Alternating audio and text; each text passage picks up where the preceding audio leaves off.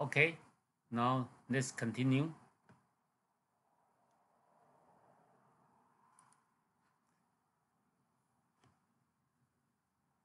Actually, the dislocation motion is look like this, like a snake, and when the material subject to shear stress, it will let the defect dislocation will move from here to move to here. So we call this is a slip plane. Slip plane. So actually, the plane of wood we call this a slip plane. This is a slip plane. The plane we call this a slip plane.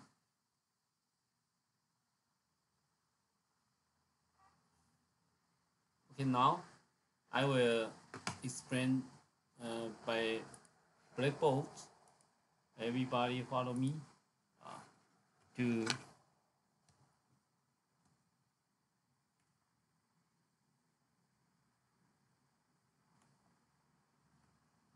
okay. We start to write down on the blackboard. The first step, if there is a material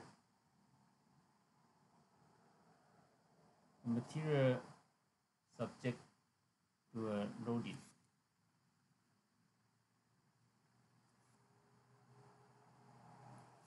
Maybe I think it's better we will write by a big one for easy for discussion.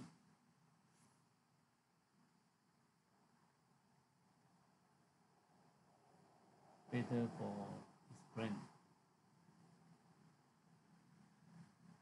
Yeah, as I tell you before, actually, when we look here,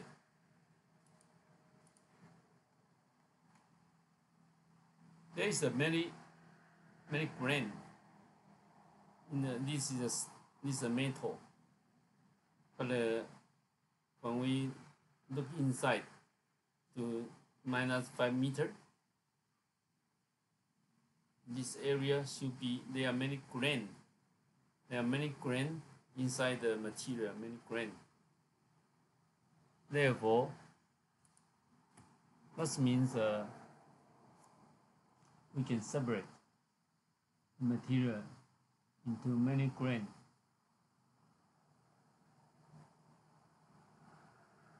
Look like this. Sorry.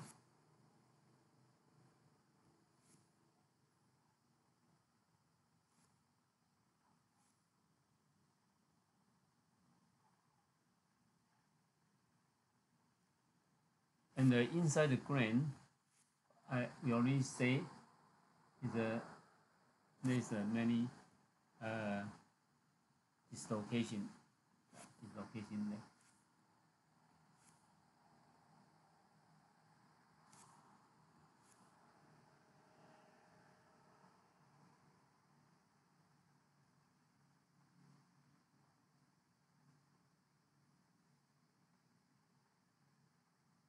Yeah, please follow me to write down dislocation.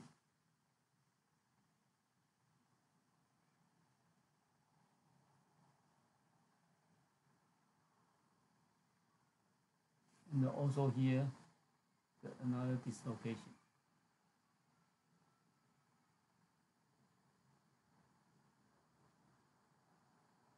Yeah. So that means, in this case, we will say this is a slip plane.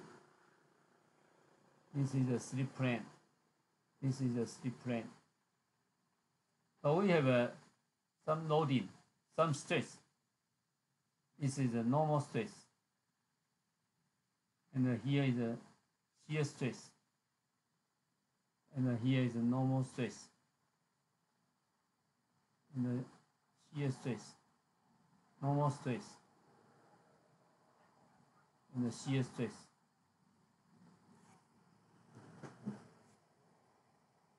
let's take one element outside to look, enlarge.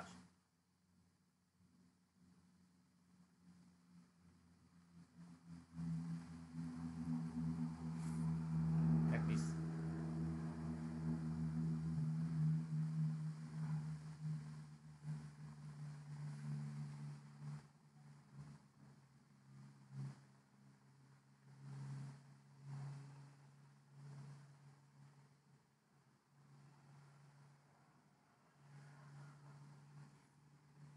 And they are all elements.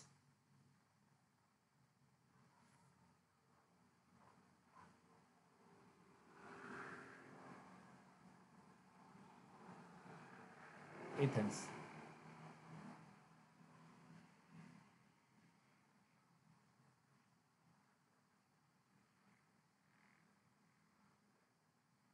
There are many atoms here. Many atoms inside the material. When we subject to shear stress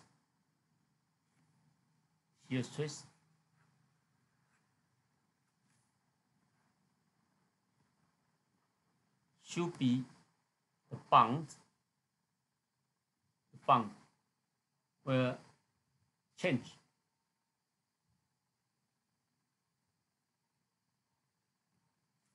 Bond change.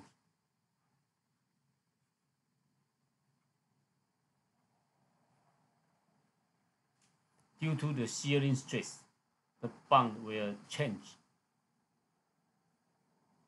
So in this case, we need to say, and go to another page.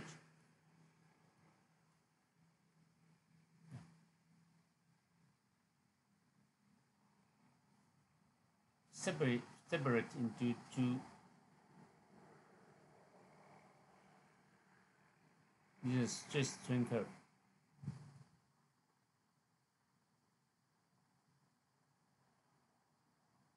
It's a typical stress strain curve. Stress and the strain here.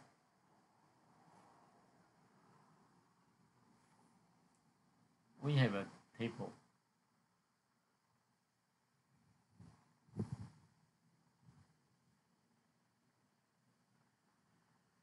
Everybody, please follow me.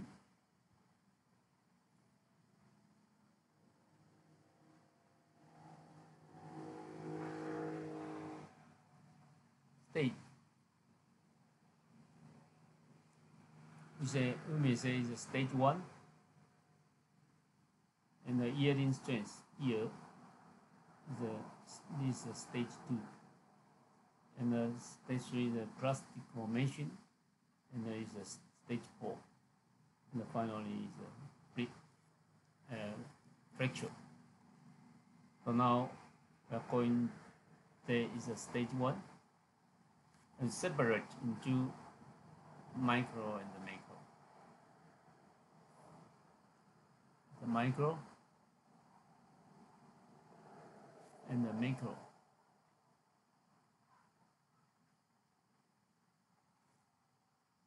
At the first stage, the macro we say is elastic.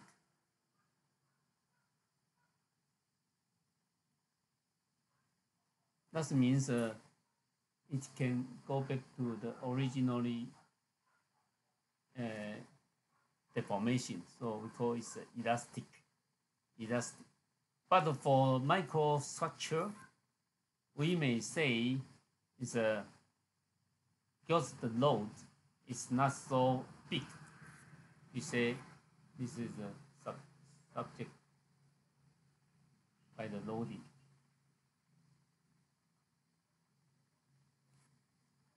Always say in this case is a sigma s is too small. So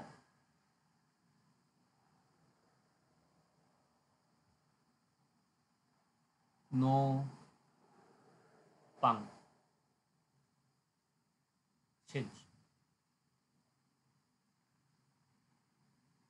No bump change due to very low energy. Due to very low energy.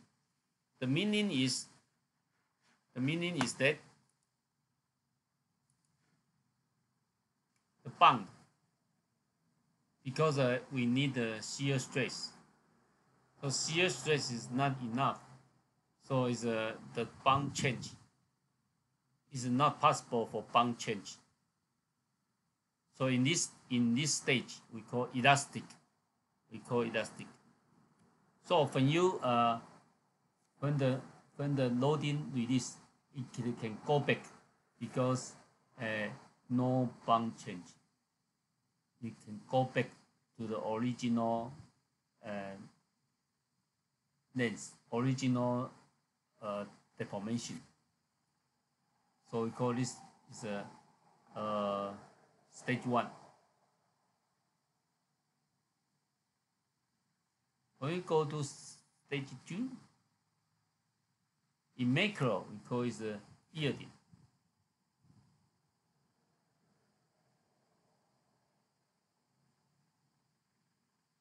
It's yielding stress. So in micro we say the dislocation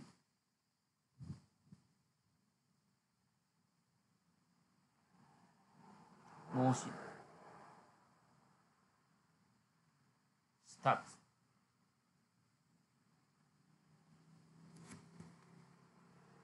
The idea is when the shear stress increase and enough energy, it can start to change the bond. So it will go like this. So when yielding is start to move because enough energy to change the bond. Understanding? So the second stage is very important. Inside material, we call dislocation motion start. Okay, now we are going to the stage 3.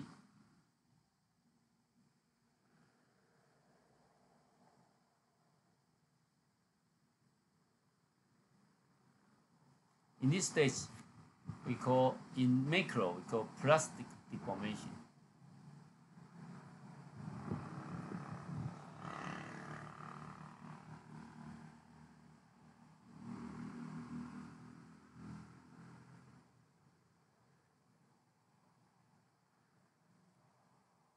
Plastic deformation.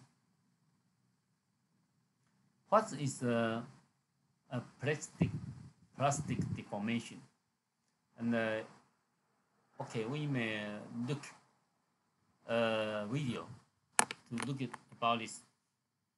So the plastic deformation is very important for material. Plastic deformation. We may look again for this.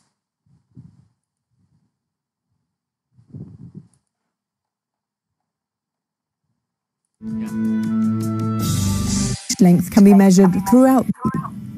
If the test piece were to be unloaded from this area, it would spring back completely to its original length.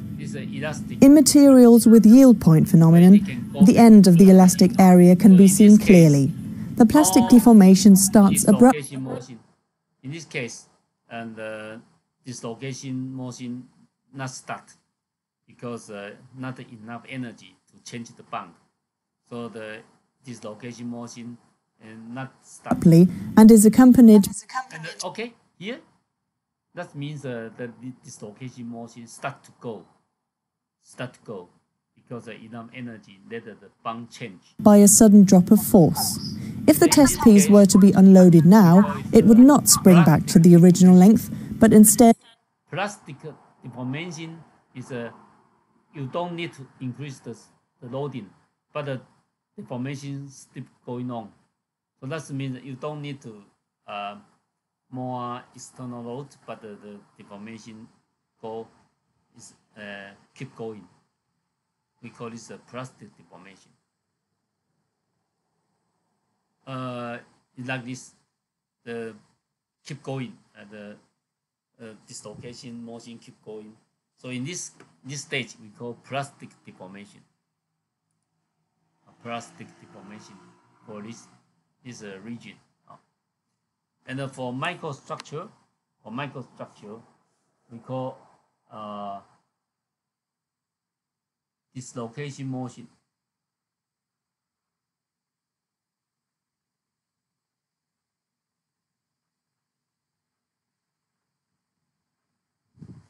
Progress.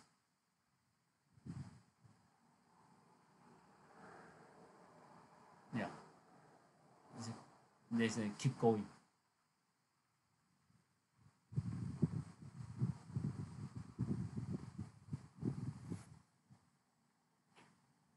Okay. And now we are going to the number 4 stage. And in macro, we call strain hardening.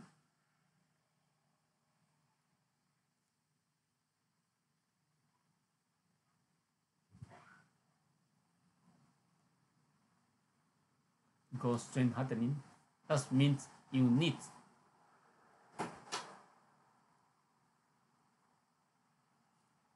more force to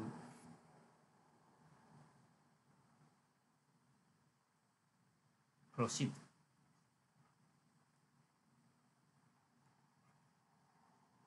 You need more force. That means in micro we call the dislocation pile up.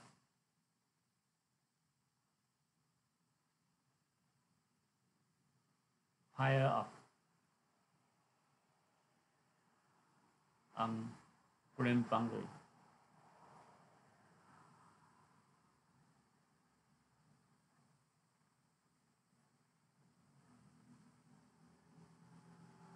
The idea is you see we have many the grain.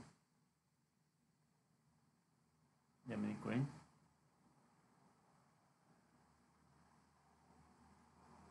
And the dislocation motion like this way. This is a dislocation motion.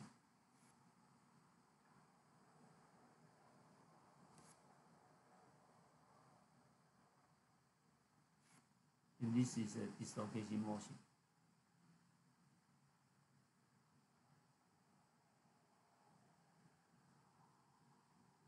And the grain boundary is a very difficult. This like a barrier, like a wall. It's not easy to go. So the dislocation will pile up here. So you need more external load to let it go. So you will see look like this. It will go up due to pile up.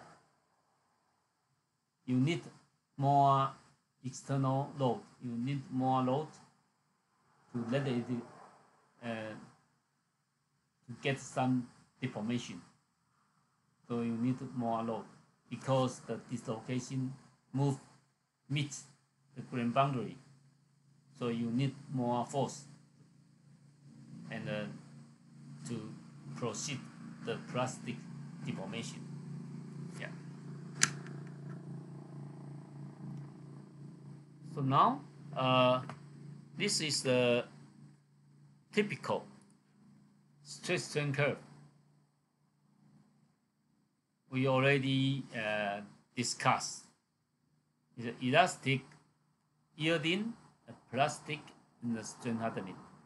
Each stage is a special meaning. You can explain by microscope, microstructure, and you understanding about this. So that's what we call stress strain curve of metal.